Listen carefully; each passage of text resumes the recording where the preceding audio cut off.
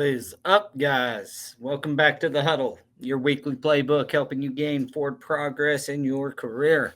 Simply put, we're here to help you win. With me, as always, Mr. Daniel and Jose Gonzalez. Although mobile, they're with us. What's up, fellas? How's it going? I think this dude What's lost going on, brother? connection because if you don't put it on No, do not disturb, it loses your camera. Ah, Oh, there we go. no, I was sharing it on socials. all right. Share away. Well, I think Daniel's out kid collecting and Jose's trying to fix a vehicle. So you got me in studio and our two podcast hosts extraordinaire on the road. They can do, they It's can gonna be do it it's gonna be anywhere. flipping, They're brother. so good they can do it It's gonna be anywhere. flipping. I don't know. All right. Well, we're gonna give a second for everybody to start joining. Reminder to everybody to like and subscribe on our socials and on our YouTube channel. We could use some love over there. This episode is sponsored by Shag Tools. We want to thank them and give them an extra special shout out for sponsoring this episode. And Thank you, Shag Tools. We appreciate you. yeah, we'll You guys are gonna be able to hear me, but I gotta open up a door real quick. Sorry, I'm on the road. fair enough. Well, today's episode is why organization can make or break your business. That's kind of a a very true statement. But I can't wait to hear your guys' take on this because I know you guys started a very similar to me, kind of just some flooring guys going out and starting a business and getting going, and then you learned how important systems are and processes are, and that you cannot duplicate yourself. So I want to be clear. This is maybe a little more uh, on business, but it can also apply to your installation. One of the reasons when I was installing daily, I was considered fast and good. It had more to do with me organizing and setting up my job site than it had to do with me being faster at trowel and glue or cutting seams or heat welding. In fact, you can't really rush heat welding. It is going to go as fast as it's going to go. But it was all about the way I set a job up. And I know you're very similar to that and familiar with that too, Daniel. So this episode kind of, even though it's about business, and we'll all kind of chime in about that because I know we all learned some lessons that we're hoping to help you get maybe shortcut some of these things. So, what's happening? Becoming Tell me more something efficient. new. Yes, So I Daniel. think when we're Go ahead. talking about it, it's just like looking back at the early days, it was a lot of it was, did I text this person? Did I email them? How did I even get a hold of them? And Yeah, then trying just to search for that means of information. like just contact information, just keeping a contact list. Yeah. So when I first got started, I was I've told the story several times, but it's worth repeating. I just was a flooring guy, worked by the hour, decided to go start subbing, and I did a lot of the stuff right, did most of it wrong, but get past all that stuff because we've done a lot of episodes about setting up your accounts and starting your business. And we're going to be doing a webinar series on a front to back on the four major parts of starting and building a successful flooring company from our years of experience. But we're also bringing in experts, everything from legal, which has to do with the setup of your business. So you set your company up the most advantageous way for yourself and to meet your goals. We got accounting, which is very important, that as you start making money, that you allocate it in the right areas, and you track your expenses and how to do that, and some cool tools on that. Operations, how to actually run the business so that you can continue to grow and thrive. And then technical, so the actual kind of hand skills, must haves in the business. Some of it's going to be a little bit of business stuff, but also, technically, how do you set up a job? How do you do that kind of stuff? So we're going to be coming out with a webinar series on that. So keep an eye out. But one of the things that I learned quickly as I grew my business was if I did something really good, but I did not like write it down or log it somewhere, it was never duplicatable. Like no one else could do it. And then I couldn't do it again in the future because I forgot how I did it so well.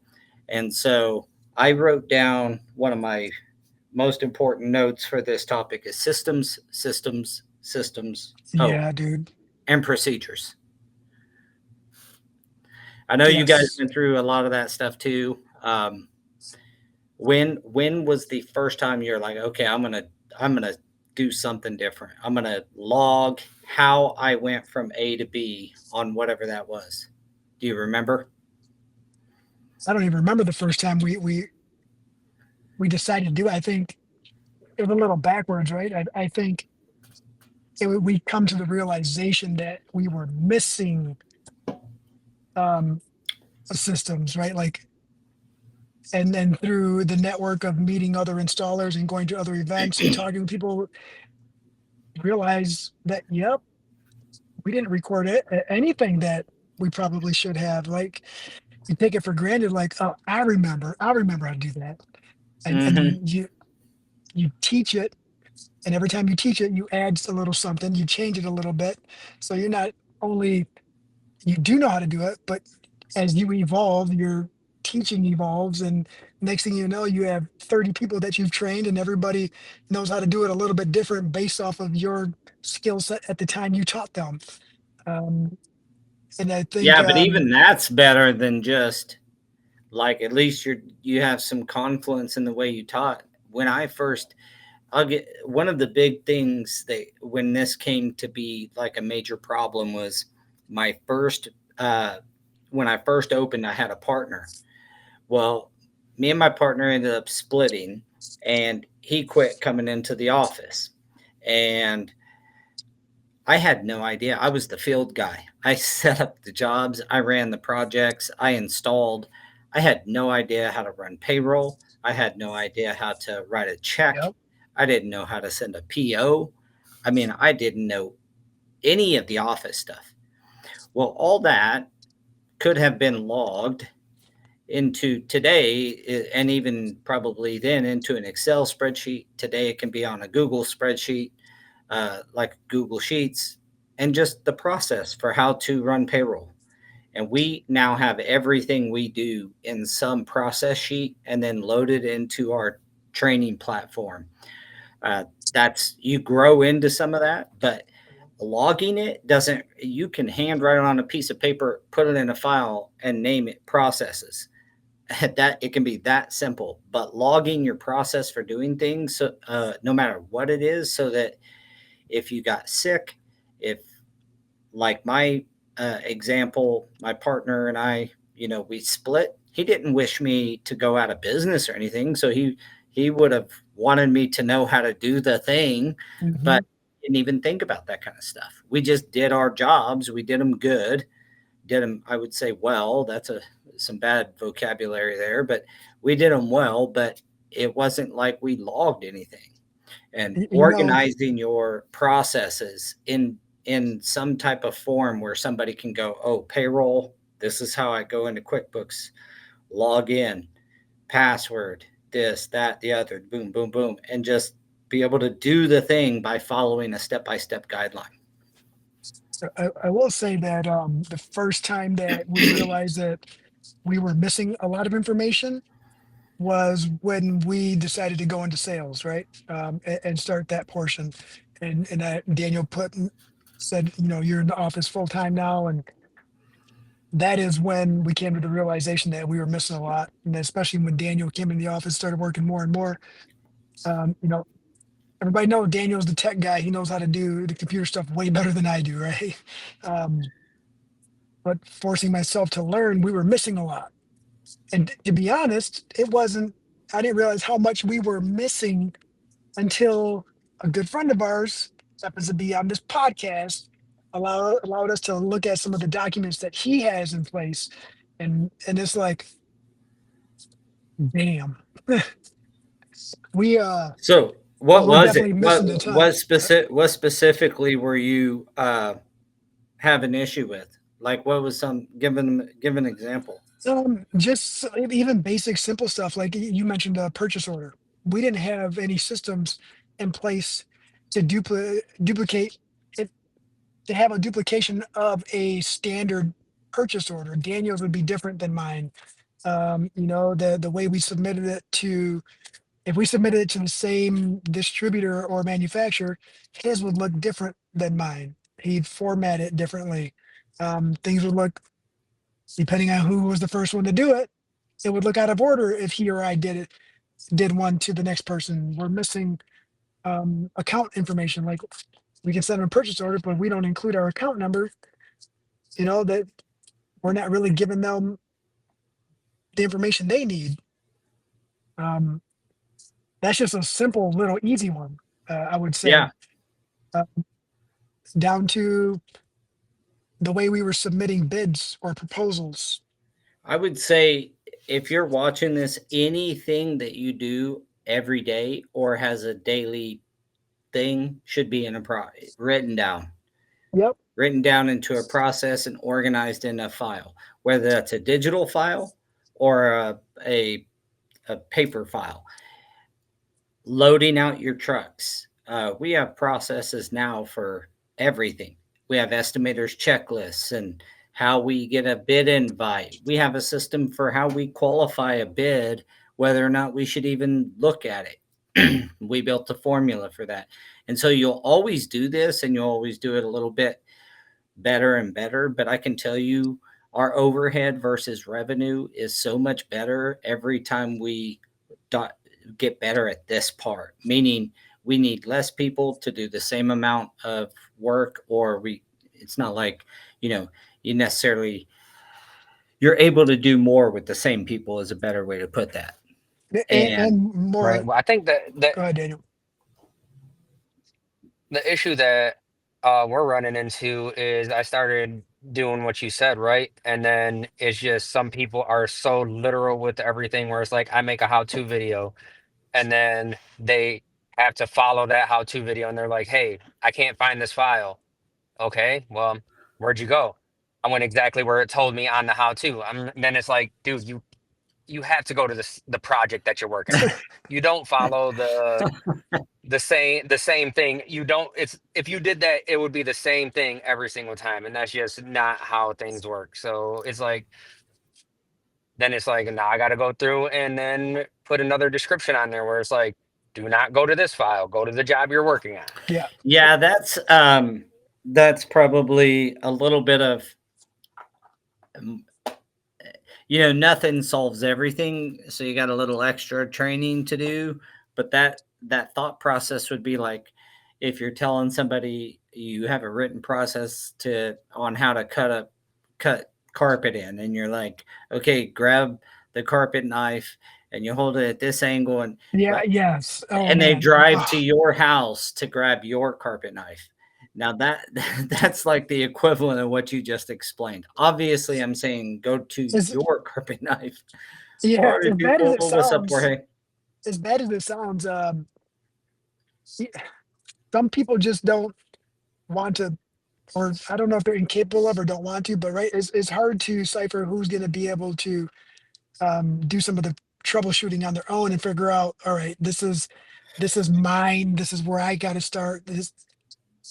And that's why you Well, hire I people with can. experience on certain things, especially with Well, people computer who literacy. learn well. I mean, this is a different topic, but in the same vein, one of the things about hiring is hiring someone who learns well, who shows the ability and wants to learn.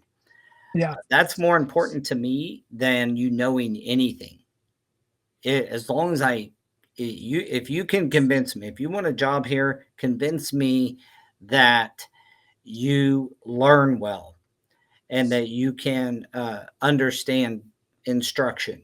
Like that to me is more important than anything else. And you can because sometimes with really experienced people, they can get used to doing it their way and it's hard to reprogram. You're almost Uh, reprogramming them.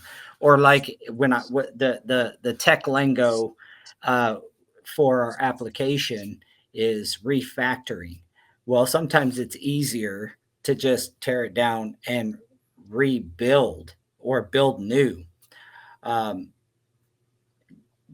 that is one of them things, and it's that time of this podcast to bring up Shag Tools as our sponsor.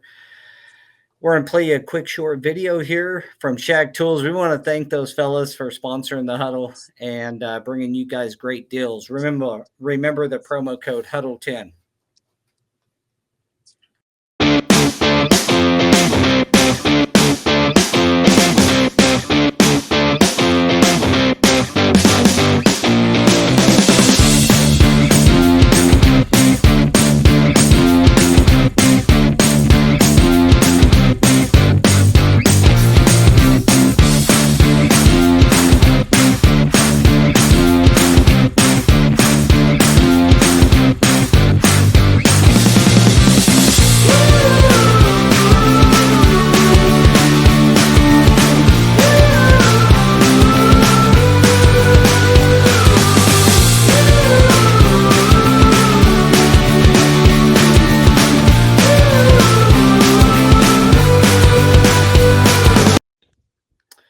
There's a quick note from our sponsor, Shag Tools. Remember promo code Huddle10. It's right under the checkout. When you go to checkout after you've bought something, uh, that's where you got to click. It says, got a coupon, click here. That's where you click to enter Huddle10. Get 10% off your purchases at Shag Tools. All right. Well, So Rod brought up let's what tackle this. about individual job Yeah, descriptions? I'm not from a organization standpoint, we have the first part of our job descriptions. Almost all of them are the same. It's more company culture, talking about learning, talking about that stuff.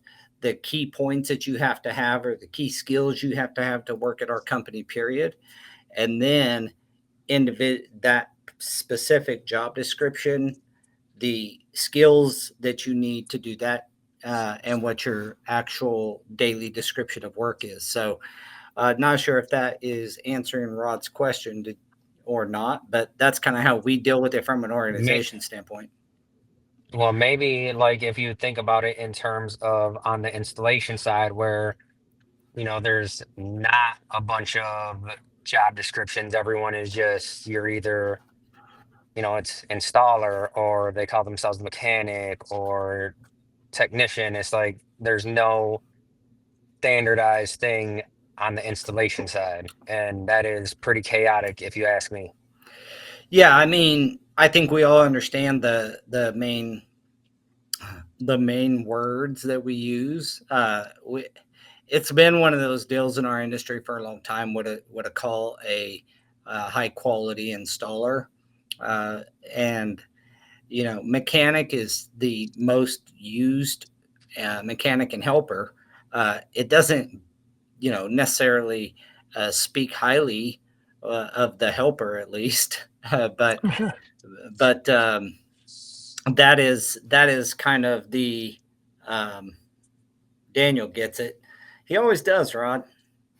Um, that is, you know, what we are starting to really leverage, frankly, is the skill score, and putting in there we're going to start this year with specific promotion tied to that score. Promotion to from subs in pay to in-house guys in salary or hourly pay, and but as far as what to call them, we still call them mechanics, technicians sometimes, but technicians. I know that that's been discussed in pretty good detail over the years, but that's also what they call people who clean your carpet is floor techs, floor technicians. So I mean, it's hard to get there. Apprentice, technician. I think, yeah, Rod says that, job descriptions help to clarify expectations. And, he's right. But I think we're all just looking at you, Paul, to come up with some names and standardize this across the board. Well, I I've come up with a score that can help standardize the levels, but effectively being a what's known in the industry right now as a one hammer guy, that's a proficient installer. Um, so detail, there's a difference in what we call them versus what they can actually do.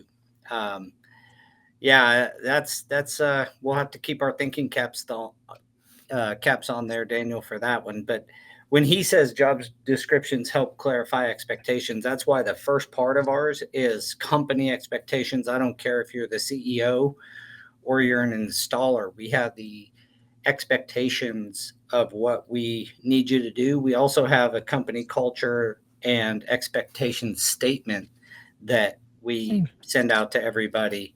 And that is like, hey, we expect you to be on time. We expect this, that, and the other. And it's all based off of our review system. So that's like, that was years before we started doing that depth of organization. But all of that is what you need to be able to run a company um, efficiently, where your overhead is not out of bounds with your revenue. And that happens to a lot of companies. And I speak from experience because it happened to us where we got overhead heavy because we had so many roles doing so many different things.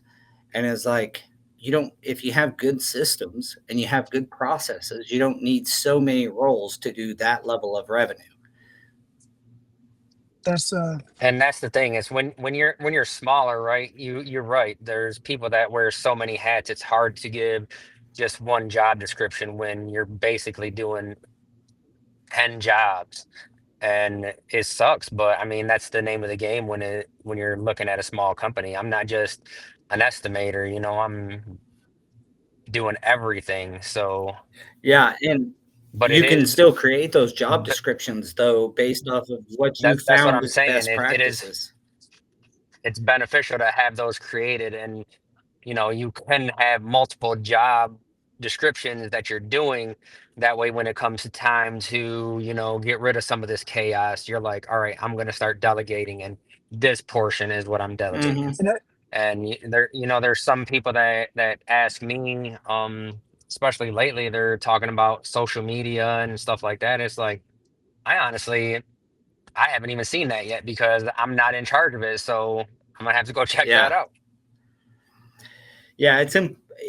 Having good job description is something I undervalued for so long. And then we just got better and better at it, um, and decided that regardless of role, there's a certain amount of things you expect, and we expect, I should say, employees to do at our firm, regardless of your role. And a lot of times those are the most important, like being a learner, being a consummate learner, yeah, knowing, being resourceful is another one, where like if you don't know about a product, get in there, dig into it, find out what it's about and how it's installed, and tag some of your other teammates and find that stuff out.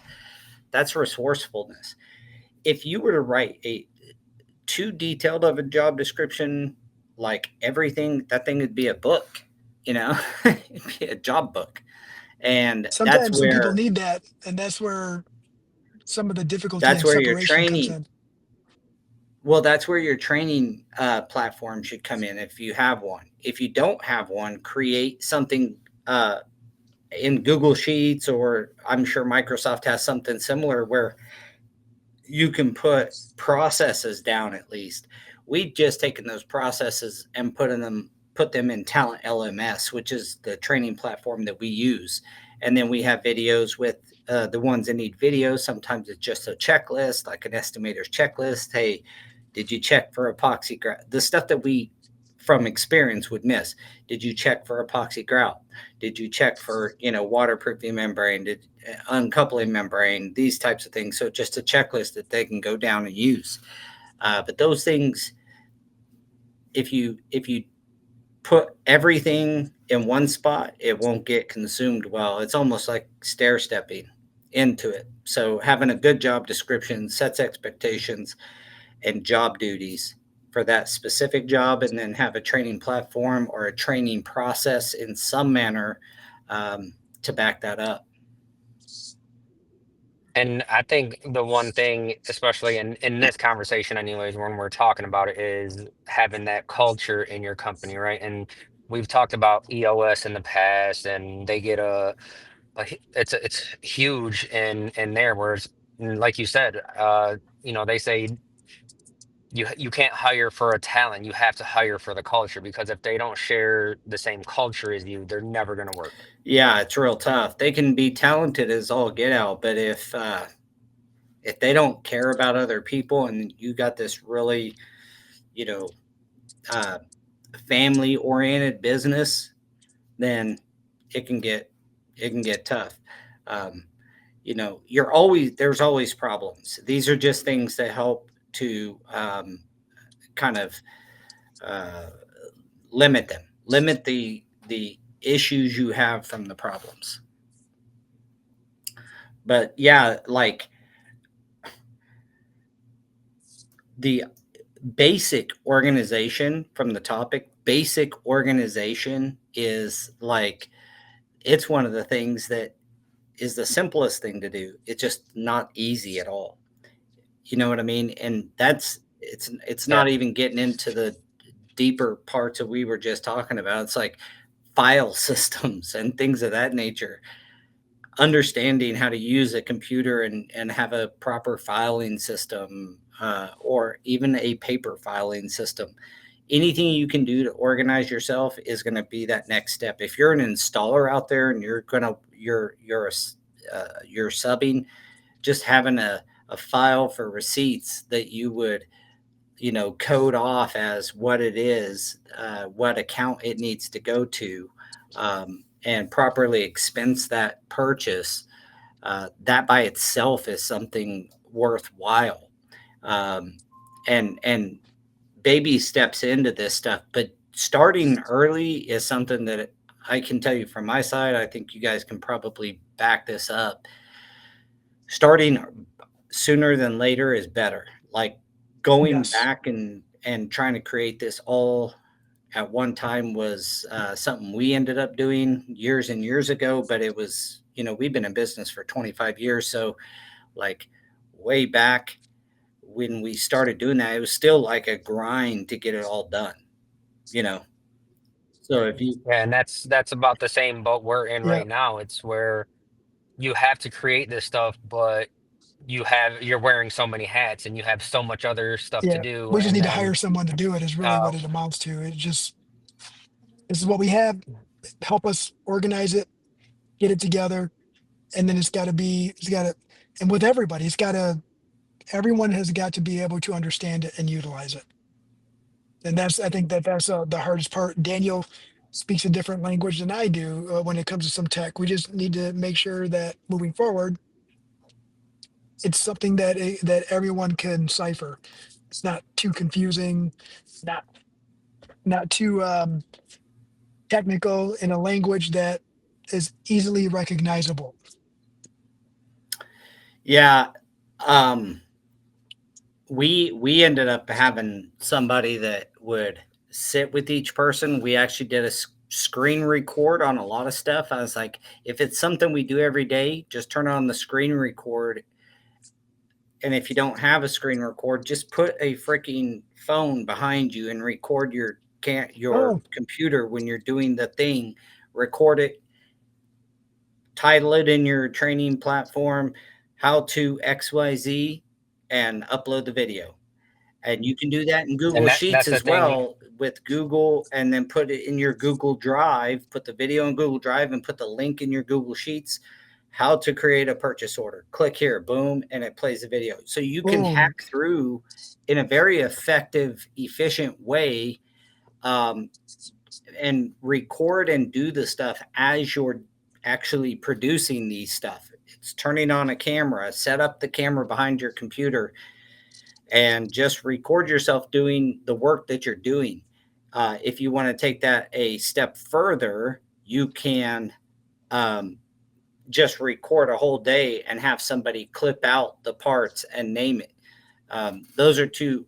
I personally prefer just turning on my screen record on my computer, recording when I'm doing the thing, and that I'm still doing the thing that I have to do because it's on my shoulders. But if it's something I'm going to be passing on, or somebody else should know how to do if I'm sick or gone or decide to, go on vacation, that they have the access to be able to go to the thing and do the thing. And one of the easiest ways is Google, because everybody, if you have a phone, it's either Google, or I think Microsoft probably does have iCloud. another one, but you can put Same. videos in your Google Drive, put the link to that video in your Google Sheet, and put a title Yep. right above it, how to XYZ. Boom.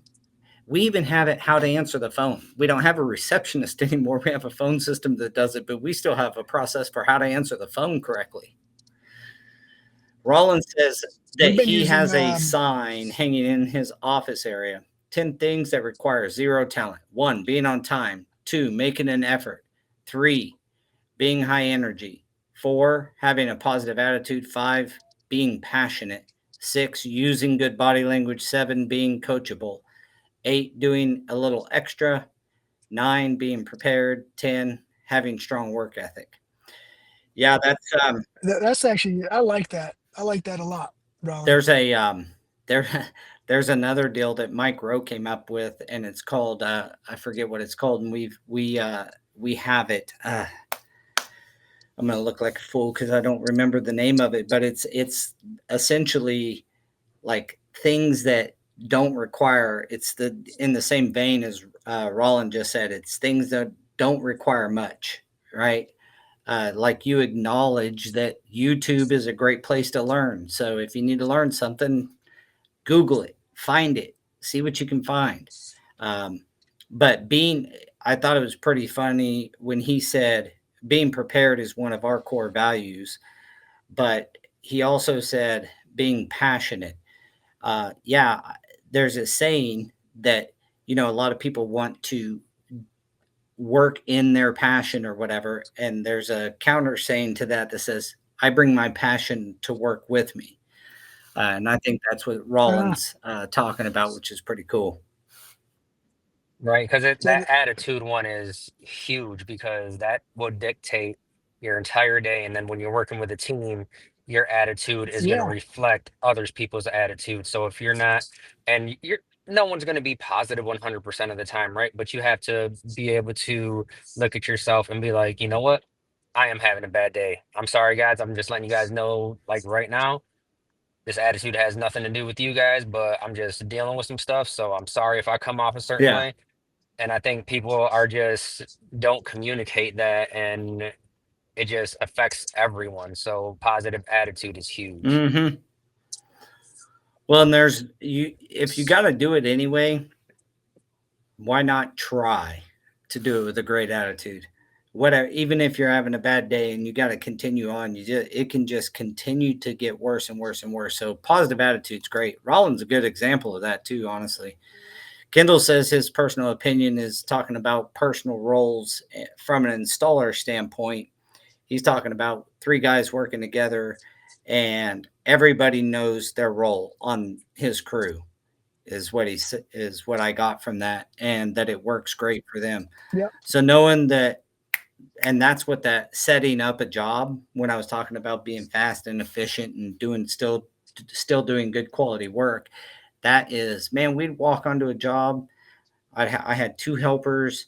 They both knew exactly what to do first. And we always did commercial. So it's like, man, one guy is cleaning out saw joints before the rest of the stuff's out of the truck. He's pulling out his 5-in-1 or his screwdriver and cleaning out saw joints, like automatically starting to get the saw joints prepped. And then we're taking measurements, and then me and another guy are running and going and cutting carpet. And this is back when broadloom was a big thing. And yeah, so that everybody knowing their role and clicking together is important. I agree. So I And I think one of the I go was ahead. gonna say I have a scenario for you on that, right? Like, say the skill set of a crew is very similar, right? And what what issues an individual that role? Is it the hierarchy that's created, or is it the like they're working with the same team all the time? Like, if they can all do the same things, what dictates what role an individual picks up per job? I'm gonna say per project, right? Because typically once you adopt a role on a project, that's your role unless someone gives you additional instructions. But now you go day one or week one is this project, week two you're at another project, but you have a group of people that can do all the same things. Who adopts what role and what dictates that? Um, Well, we in our hourly crew, I can tell you that we have a lot of guys that used to be what you'd call helpers that have gotten pretty good, and a lot of times those guys are working together on the same job. One guy is always going to be our crew lead and our contact on the project, and that's usually picked by the project manager, yep. whoever's assigning it, and it's just like the selection is always made based off of that person who's got the best skill set to run the job. And if we have, I can tell you, like if we have a occupied facility, that may be a different person just because of the way they communicate versus a Yes. construction project.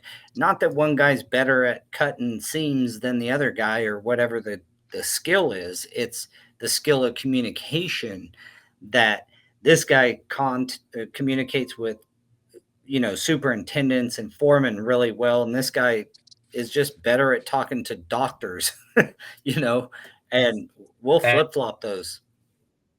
right. And I think, we have talks about this pretty frequently in our meetings because you have a lot of people that, their skill level is growing. So they're like, well, I don't want to do this. I only want to do this. And I said, what you guys need to realize is that, if I go help on a project and someone's already leading it, I don't just step in and say, hey, I'm here now. I'm the lead on this project. I'm like, no, I will go on.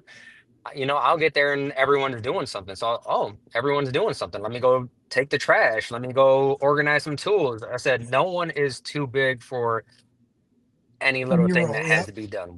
We're all on the same team. But you're right. And we talked about this previously, and it's like sometimes, that second man or second person on that project, sometimes it could be the best installer because no, you're horrible at talking to people, go do Yep. this. Or they're really good at delegating to where the lead is handling the higher stuff up here, the high level stuff, and then it's like, hey, I'm gonna go be doing all this stuff, making sure we're all good. Can you tell them what to do? So you just have to put people to where their strengths are. Yeah, that's exactly the way we do it. Just exactly like you said. It's like try to figure out while this guy's going and checking with the superintendent who's sitting in the job trailer, what areas are next and how we're going to attack the area. The second command is like getting the crew to do the things, and he's doing the things that need to be done on that. When you were talking about roles, and like you'll go on a job, or a higher installer go on a job and assume the highest position on that project or something. That's not how we run either. I Yeah. look at it like, and building software kind of helped me look at it this way, but I look at it like like when you're logged into a role on a computer, you can't do any more than that role. And it doesn't matter if you're the president of the United States, if you are logged into that user role, that's all you can do. So if you're logged in as a user versus an admin or a super admin on a piece of software, you're only able to do what that software allow you to do for that role. That's kind of how I operate when I'm doing, because I still project manage some jobs. When I'm acting as a project manager, I have to sit in the scheduling meetings with my guys. I have to schedule right with them on crews and placement. It's not like I just say, I'm the president, we're putting this guy here and that guy there now. I don't act as president when I am a project manager. And so that's also how we try to have our crews act. And it sounds like that's exactly what you were just describing, Daniel. That's like the old Nextel commercial, right? Where they put their dots everywhere. And the dude comes in and tries to move. He's like, hey, don't agitate my dots. Like he's got them all in systematic order, right? Don't agitate my dots. They're right where they need to be. You come in and do that, you're gonna mess the whole system up. And maybe that's the importance and maybe that's what we're missing too. We're missing, you just explained it in a different manner that I've never really looked at it, Paul, where you know that you're capable of doing certain roles, but you know that there's a cap on your role when you're in a certain situation. And When you're logged maybe, into that role, yeah, when you check into that role, when you go into the day and you are the warehouse guy, you're the warehouse guy. You don't get yep. to go all of a sudden be something else. The role just doesn't allow it. And so it's kind of role operations. It helps. It seems to help with, our crew gets along really, really well. No matter what configuration we have, one of the guys, I think there's 10 of them, and having them in different, with each other in different jobs based on their skill set. So Jose or Jesus says we need to do a podcast talking about work comp and umbrellas. We did do one. Ashlyn could probably email you the episode, but I don't know if it was specifically about work comp and umbrellas, but it was on insurance and stuff like that. I remember that. No, but I think that's something that we Do can, again. that might be like a webinar thing, no, where it's like get super in depth so people actually understand what they're purchasing. Yeah, that is certainly part of the webinar series. I mean, insurance is part of legal, and in that business webinar, front to back business webinar, we're going to be talking about everything from, corporate setup or business setup, whether you're a sole proprietor, an LLC, an S corp, a C corp, or anything in there, and just the pros and cons of each one, and so you can decide which one's best for you. And then talking about work comp and the importance of that, and insurance. I'm not sure if we hit on umbrellas, but that's a funny one because you'll always fight that. We had to go up to an $8 million umbrella for one project and cost us $8,000 for the year. It just kind of depends. We're now right around, we got a lot of contracts that require us to have a $5 million umbrella. That was about 3,800 extra a year from our 2 million, which is typical. Right. And that's where we're dealing with right now too. It's like all these projects are coming out that they want to have the 5 million. I haven't seen an $8 million one. So talking about just every little bit helps right here with Lanny. Ziploc bags to separate everything, all the receipts and stuff. But you can take it a step further and just get a business bank account, and then everything is tracked on your business bank account. Well, that's true. Although, you categorizing it, if it's a separate person, categorizing it into your accounting system, if it's just you, that works great because you'll recognize charges and log them in their appropriate chart of accounts.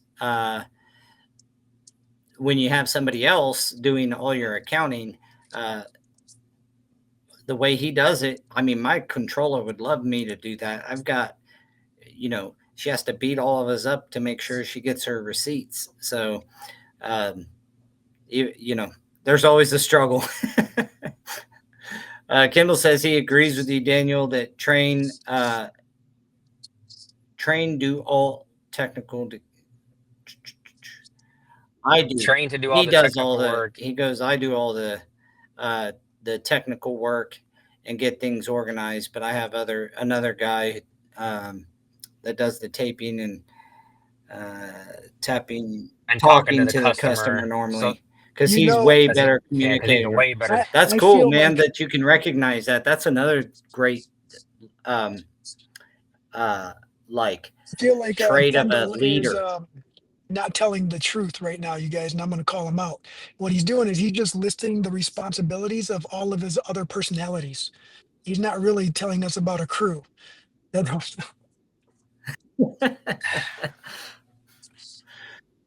And then Jose says that, you know, just to move to an S corp, or he said, you know, the pros and cons. I'm trying to pull this one up.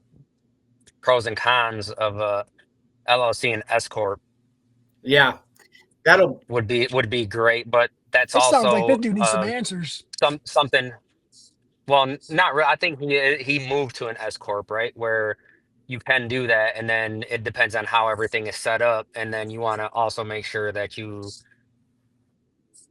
need that setup, right? And that's talking to an accountant 100% they'll let you Yeah, know, that's why on our webinar yes, series, you're we'll you're have an ready to go. accountant that's going to be presenting the information and giving you the pros and cons. But in short, an LLC is a membership. So you have members. You don't have shares that. So you don't have shareholders. You have members. Um, there's different tax liability things that go into each one of these. I'm most familiar with S corp and C corp, and essentially, but each one of these change. So this is not financial advice. Wait for a webinar series where a actual accountant will be giving you the information. But essentially, on an S corp, the profits of your company, the income from that flow to the shareholders. And so if you own 100% of your S corp, all of the profit and the income flows to you, even though you didn't pay yourself that, and you are liable personally for those taxes. Now, most people Yep. have their company pay for the income tax burden there, but again, these are all accounting questions. And then a C corp is the corporation itself is liable for the um, income taxes, whereas an S corp, like if you pay yourself as the owner a W-2, you pay yourself a salary and you keep out taxes on yourself every week. That goes to that overall tax burden. Um, where on your C corp, if you pay yourself a salary, that's your personal income tax, and your corporation owes taxes itself. So it's kind of double taxation on a C corp, but it's absolutely necessary for some companies to be a C corp, and absolutely necessary for some companies to be S corp. And so that's where getting with an accountant or watching our webinar series that's coming up will really benefit you. You'll really understand the difference. It'll help you understand. Well, let's get back to the topic at hand about where we're supposed to be at. The organization, but a lot of this always ends up there because when you talk Yeah, about organizing, then you get into where does that stop? You're organizing your company, and that's where I think Jose or Jesus was kind of getting to. right. What? Right. I mean, Go ahead, Dee.